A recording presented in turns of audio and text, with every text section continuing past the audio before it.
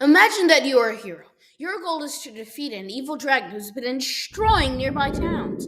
You go around everywhere, to every single place you can think of, and search for enemies until you become strong enough to defeat that dragon.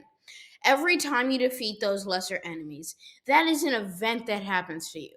Those unique encounters help you to grow your power in its own unique way. This is how you transform your life.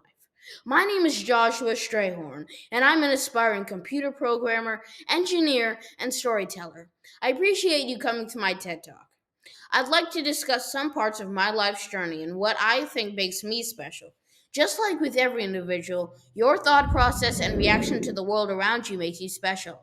I will explain how and why I create speculative worlds and even new languages.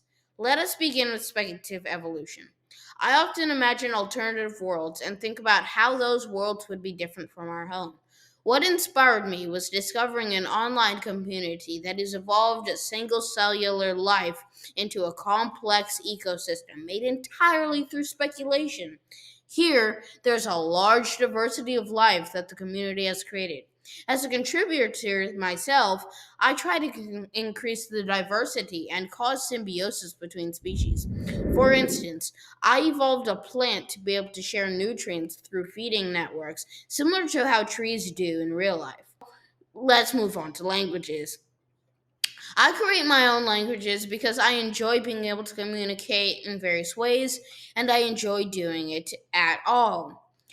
I create languages depending on the way that I have my goals set. Say I want to make a language that's spoken by an alien race. I might first think how their mouths and vocal cords would be developed, because they may not be able to speak the same spectrum of sounds we humans make. So I might want to design the phonemes of the language differently, as well as the grammar structure. I might create a logic system for making word combinations that allow the expansion of concepts even when the vocabulary is so limited in some of them. I'm not the first person to ever create a language, and I didn't even create evolutionary theory. I'm not special then, right? No.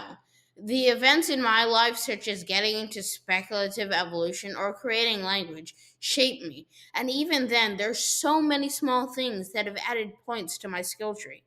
I think my own way of thinking makes me special. Because of my experiences in life, the unpredictable moments, and the actions I chose and the ones I didn't, I handle things differently than I would have if I hadn't experienced them. And even if some other hero has taken the exact same path and failed, that doesn't mean I won't defeat the dragon at the end of my journey. Thanks for listening.